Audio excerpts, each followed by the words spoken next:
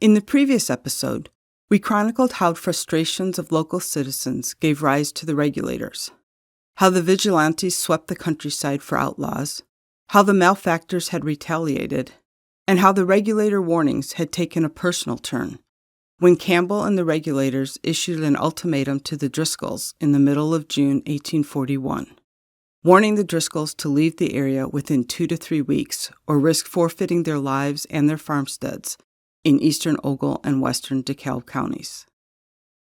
Naturally, this did not sit well with the Driscolls. 30-year-old David Driscoll, who, along with his father John, was one of the regulator targets, is said to have stated that he would leave his mark on several of the vigilantes, including John Campbell, before leaving the country. Later accounts indicate that these confrontations with the regulators resulted in a meeting of the threatened families, including the Driscolls, the Brodys, and William K. Bridge, to discuss how they intended to fight back against the vigilantes, and that the option they finally settled on was to cut off the head of the snake, as it were, to kill the regulator captain, John Campbell. Whether there was ever such a meeting of the clans, or whether this plan was more driven by personal grievance of a few of its members, we'll likely never know. The resulting culminating action was to transpire on the final Sunday of June 1841. And although there are dozens of accounts of the event, both contemporary to the event as well as those contained in subsequent histories, we'll confine ourselves to those closest to the event, in both time and place. Towards evening of Sunday, June 27th, after the Campbell family had attended church and eaten their supper, 2 men approached the Campbell farm, located about a mile northwest of the town of White Rock. The accounts vary as to their identity, but almost all agree that David Driscoll was one of them, while earliest reports indicate that William K. Bridge was the second. They appear to have remained obscured from plain view by standing near a small copse of bushes near the Campbell cabin, as Campbell stepped out of his home to tend the livestock in the barn. His eldest son, Martin, aged 13, may have been with him at the time. As he approached the gate to the front yard, one of the men stepped out from the bushes and asked for directions. Campbell is said to have recognized one of them as being a Driscoll, and may have uttered his name, only in the next breath to have been shot at close range by a rifle held by one of the men. He died almost instantly, within a few feet of his front gate. His wife, Margaret, having heard the gunshot, ran out to her fallen husband, just as the killers strode deliberately away. The Campbell's son, Martin, ran into the cabin, snatched his father's shotgun, sped out to the barnyard, took aim, and snapped the trigger at the 2 men retreating from the scene. But the gun failed to fire, as the percussion cap used to fire the shot had been compromised by overexposure to the open air.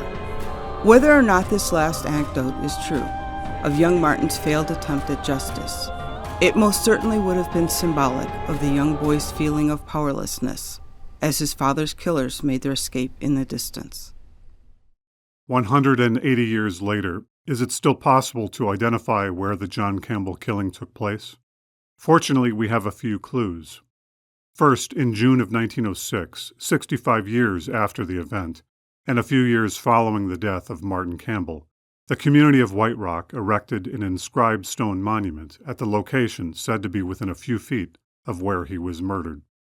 This stone is located behind an abandoned house along the west side of Blind Road, about 3/4 of a mile northwest of the intersection of Lindenwood Road and White Rock Road in Ogle County, Illinois.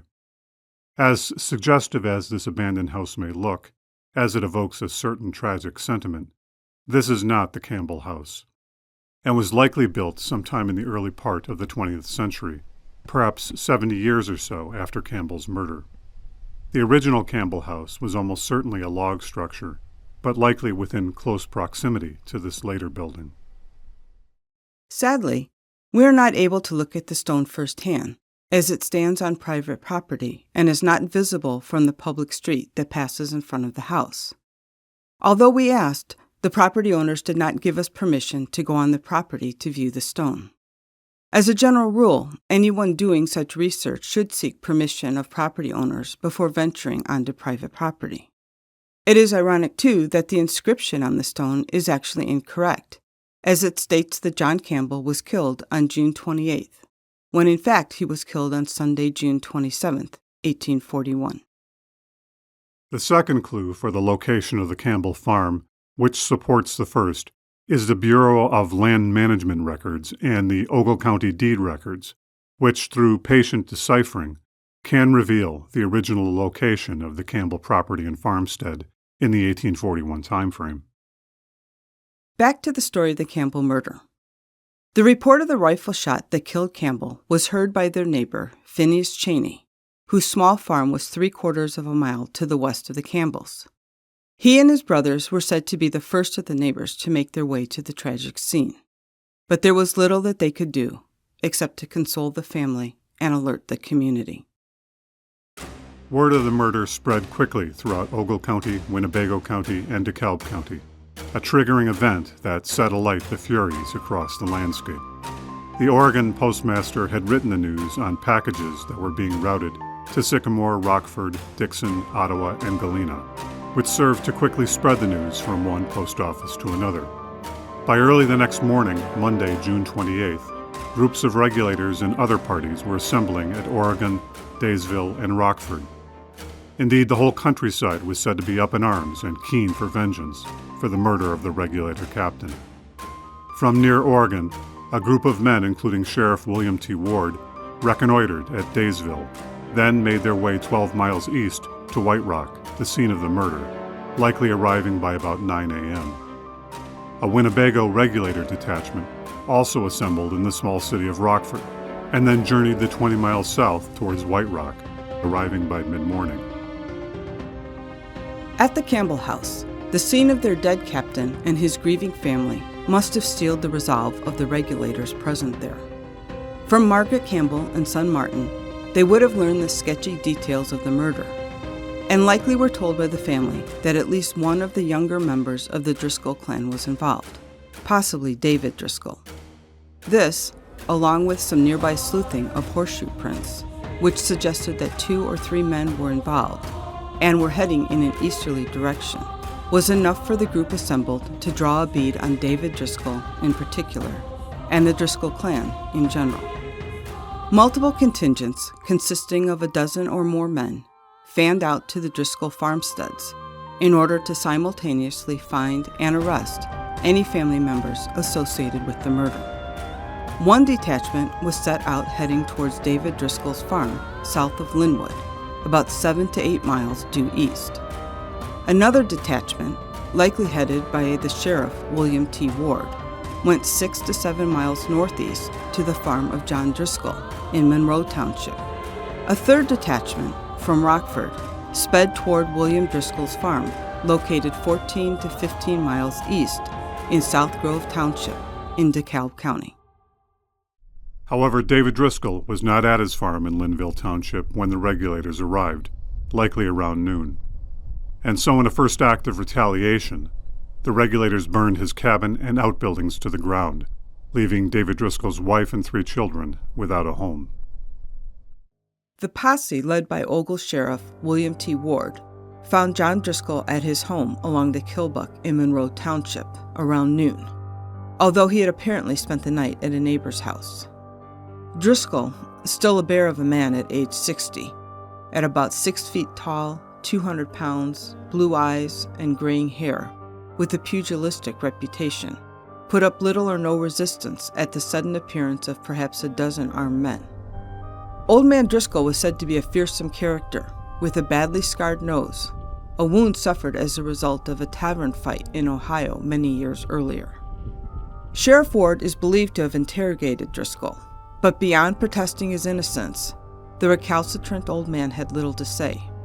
He was taken by the regulators, along with John Driscoll Jr., age 12, and a man named Bowman, who had previously been whipped and punished by the regulators. The regulators then put the John Driscoll farmstead in Monroe Township to the torch, leaving Mercy Akins Driscoll, herself in her late 50s, and her multiple children homeless. Sometime later in the day, the boy, John Driscoll Jr., was set free. By mid to late afternoon, the armed contingent would have made its way back to Oregon, to the Ogle County Jail, with prisoners John Driscoll and Bowman, likely in the back of a wagon, in order to arrive there before dark. Meanwhile, the Rockford detachment would have arrived at the William Driscoll farmstead in South Grove, DeKalb County during the early afternoon. William Driscoll, like his father, was a large man for the time, almost 6 feet tall and muscular. He too is said to have put up little resistance, as he had possibly heard the news of the Campbell death earlier in the day on a visit to Sycamore, and so expected the vigilante visit. The regulators arrested William, the eldest Driscoll son, and Pierce, the second eldest son, possibly interrogating them while there. William Driscoll's home, too, was likely put to the torch, again leaving William Driscoll's family, wife Margaret Lozier Driscoll, and their 7 children, without shelter on the open prairie. With the prisoners in tow, the Rockford regulators made their way back to White Rock, 10 miles to the west, as it was too late in the day to make it back to Oregon before nightfall. At White Rock, they would rendezvous with their fellow regulators and allow Margaret and Martin Campbell to get a viewing of William and Pierce Driscoll as the possible culprits of the murder. Meanwhile, David Driscoll and William K. Bridge, who were early on pegged as the murderers, were nowhere to be found, in spite of dozens of men scouring the countryside from sunup till sundown. Amidst the panic and fever of the day, the deceased John Campbell was likely to have been buried, as the heat of the summer would not have treated his day-old corpse kindly. After hastily constructing a coffin, the grieving family, including wife Margaret, newly married 19-year-old daughter Eliza Campbell Rice, and husband Erastus Rice, 13-year-old son Martin Campbell, 9-year-old daughter Margaret, and 6-year-old son Alex, accompanied by close neighbors and friends, would have borne his body to the White Rock Cemetery, 3.5 miles to the southeast, where a short service and prayers would have been said over his freshly dug grave, the whole event likely consuming much of the afternoon. That Monday evening, a contingent of a few dozen regulators bivouacked at the Campbell farmstead, along with prisoners William and Pierce Driscoll.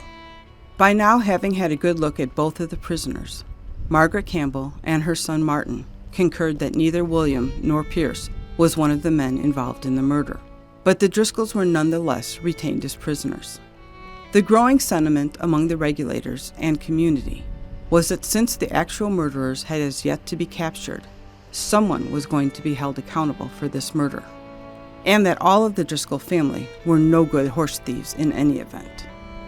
And so this small encampment of vigilantes, prisoners, and grieving family members must have slept uneasily during the warm summer night, mostly crowded together in the Campbell's farm outbuildings, while a few vigilantes kept watch. 10 miles to the west, behind the 3-foot-thick walls of Oregon's Ogle County Jail, prisoners John Driscoll and Bowman, too, must have contemplated their uncertain fate, as well as the fate of their families and property, while under the watchful eyes of jailer Isaac Woolley and Sheriff William T. Ward. On the way to the jail, they would have almost certainly observed the growing sentiment of vengeance arising from the regulators and townsfolk, and would have had an inkling of their fate come daybreak. To prevent any escape, there were likely 1 or 2 dozen regulators stationed outside the jail, keeping watch through the night. As Tuesday's dawn broke upon the Illinois prairie, the fresh outrage of the communities of Ogle, Winnebago, and Lee counties was also awakened, with the spreading news of Campbell's murder and subsequent capture of the Driscoll clan, along with its notorious head, John Driscoll. Crowds began gathering in Oregon, Rockford, White Rock, and Daysville, expecting to see justice for the Campbells.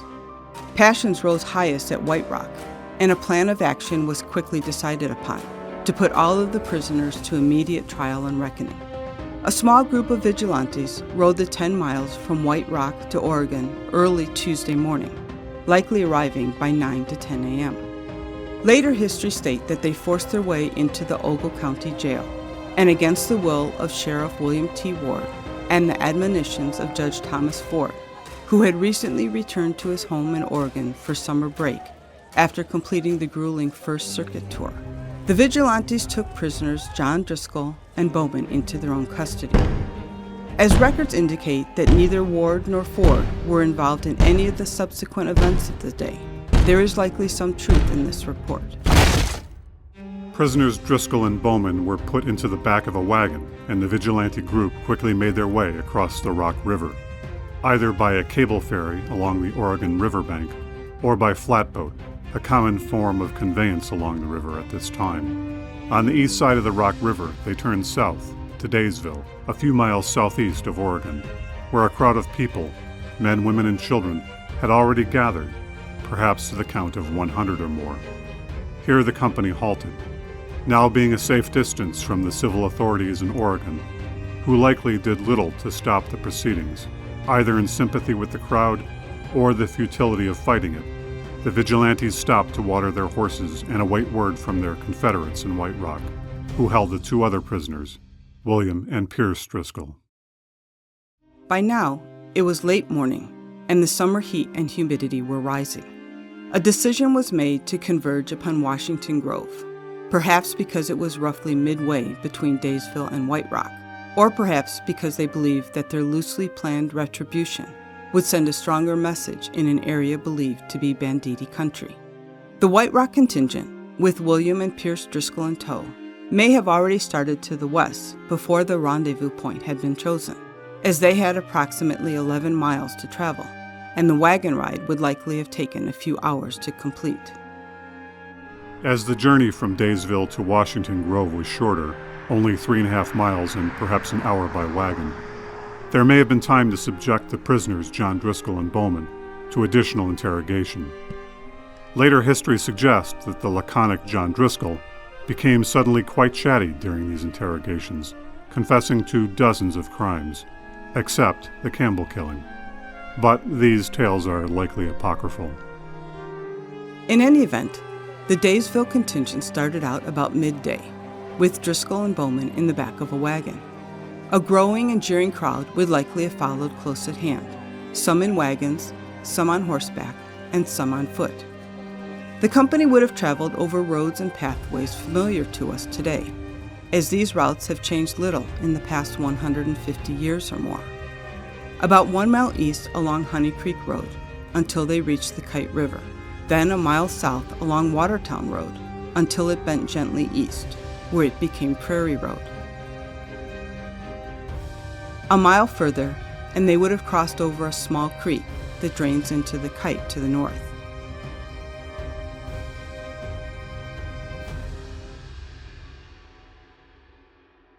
To the south of the dusty road stood Stevenson's grist mill and distillery, where you can still see the traces of the mill pond, which kept water at sufficient levels to drive the mill wheels.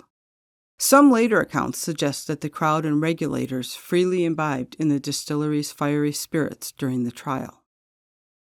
Just a short distance beyond the creek and the mill, perhaps a few hundred steps further east, the surging throng would have stopped and found shelter from the midday sun beneath the shade of trees adjacent to the open field to the north of the road.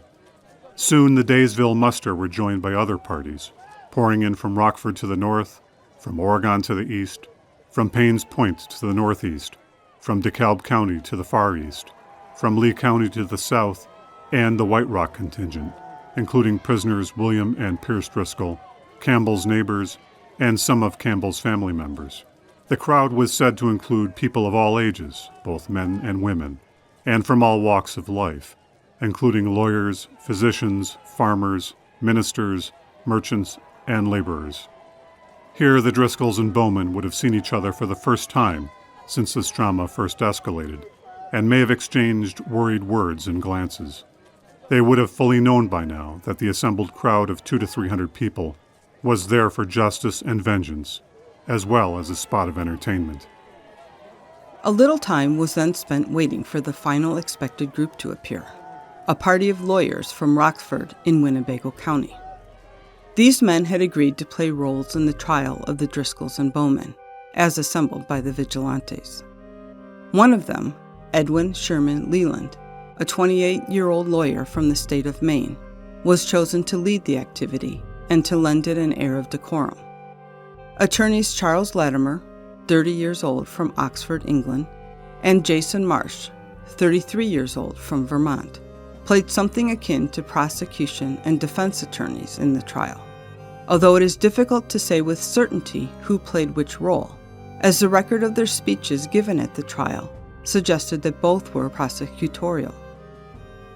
Channeling some ancient rites, Leland had the regulators, numbering about 110 men at this point, form a circle in the shade of a large tree with a diameter of perhaps 80 to 100 feet. A few chairs were placed at the center of the circle, one for Leland presiding over the trial, and one for the defendant under examination, with the regulators standing or sitting around them. John Driscoll was brought before the vigilante tribunal first. When Leland asked what charges were being brought against this man, it apparently created some confusion and stir amidst the regulators. Recovering, they finally decided upon charges as him being an accessory to murder, as well as being a horse thief. The reticent old man denied the charges, but otherwise had little to say. There was some additional examination and cross-examination, and a few statements from the crowd, at which point Leland finally asked, "What shall we do with this man?" whereupon the regulators voted to put him to death. William Driscoll was then brought into the circle. A similar chain of events transpired for his trial. Some of William Driscoll's friends in attendance from DeKalb County attempted to speak in his defense, but were quelled by the majority of voices in the gathered crowd. One person in the gathering claimed to have overheard William Driscoll talk of killing John Campbell. William Driscoll finally spoke in his own defense, admitting to some wrongdoings, but that he had nothing to do with Campbell's death. Nonetheless, when the question came as to the disposition for the defendant, the vigilantes likewise voted for his death. Little is said about the trials of Pierce Driscoll and Bowman. Pierce was found not guilty, as there was apparently insufficient evidence against the second eldest Driscoll son, and so he was released. Bowman, too, was apparently released, perhaps as he had recently already been subjected to a whipping by the vigilantes. Attorneys Latimer and Marsh then capped off the proceedings, Latimer giving a passionate speech for the prosecution, stating, "Nothing but blood will palliate the crimes that have been committed. As long as this gang of outlaws is permitted to remain on this earth, no community will be safe from their depredations and crimes. The Driscolls, if not the primary authors and instigators of the untold robberies and murders that have been committed in this country, are at least accomplices, and have shared in the plunder. Therefore, the people are justified in taking the course that they have. Their safety demands it. The murder of Campbell must be avenged. And if the actual murderers cannot be found, then those who planned the foul deed must suffer in their stead. I therefore conclude by urging the immediate execution of the accused, John Driscoll and son William." Jason Marsh, apparently for the defense, followed this with a similar speech, which was at best tepid in its support of the Driscolls. The net effect of these closing statements was to galvanize the gathering's resolve in putting the Driscolls to death, a resolve which may have been wilting under the hot afternoon sun. Upon sentencing, John and William Driscoll were given 1 hour to conclude their earthly business and to say their final prayers. A few of the ministers in attendance were said to have prayed with the prisoners.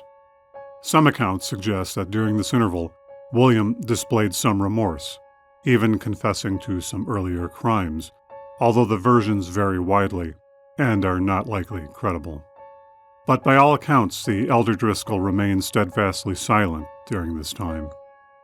Mingling amidst the unsettled crowd, we know that Pierce Driscoll would have been present, having recently been released by the regulators, and it is likely that other members of both John and William Driscoll's extended families were also witnessing the event as well.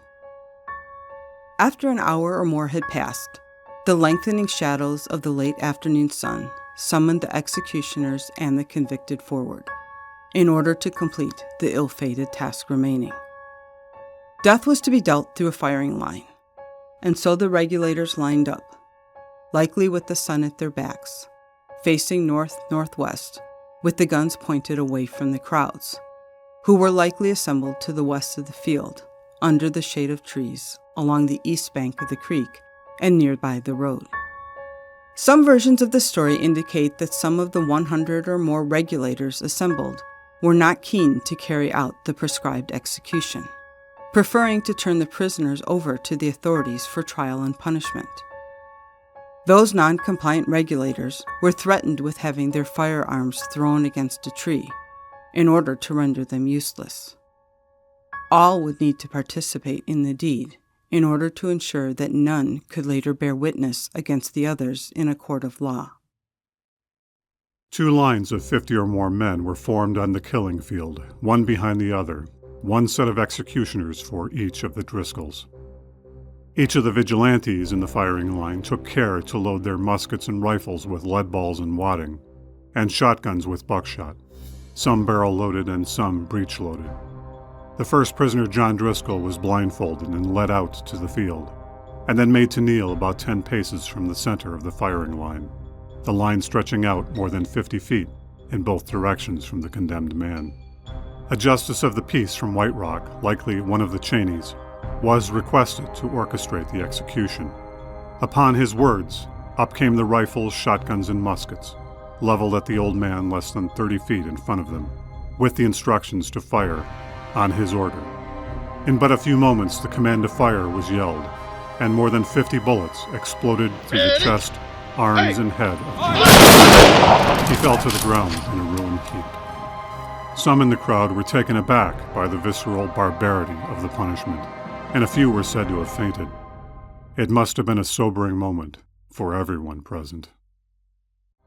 The blindfolded William Driscoll was next led out and made to kneel close by the bloodied and ruined corpse of his father. The next line of 50-plus executioners stepped forward, with their guns already loaded. Up came the guns again, with the barrels sighted on the prisoner. The same liturgy was repeated, the command was given, and the thunder of more than 50 guns echoed across the field, and William Driscoll's large, shattered body fell limp to the ground. As no one dared come forward to claim the bodies, the last grisly but necessary act before departing the killing field was to bury the remains of the victims. A handful of men dug a shallow grave a few feet from the bodies, and then, without ceremony, without coffins or shrouds, rolled the blood-soaked cadavers into the depression, covering them with a thin coating of earth. An historic marker along the north side of the road denotes the location of the Driscoll trial and killing field, placed in 1971 by the Chena Centennial Committee. A few hundred feet to the north of the marker, in a secluded and shaded copse of trees adjacent to the field, stands a large inscribed stone monument marking the location of the Driscoll lynching, placed in 1900 by local resident Virgil Reed.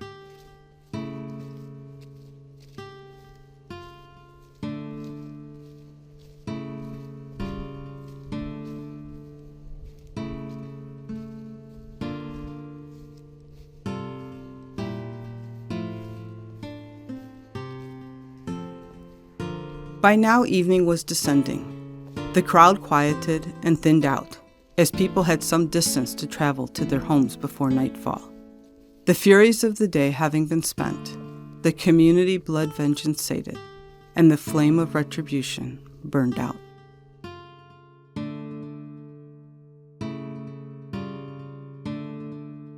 Within the short span of 3 days, from Sunday the 27th of June to Tuesday the 29th, the lives of at least 4 families of Ogle and DeKalb counties were utterly shattered and destroyed. John Campbell's family had seen a husband and father killed in cold blood in front of their home and before their very eyes, leaving them alone with an uncertain future. What remained of young Martin Campbell's childhood was lost forever. David Driscoll's family, a wife and 3 small children, were left without a home, their house having been torched by the retreating vigilantes and the disappearance of their father and husband.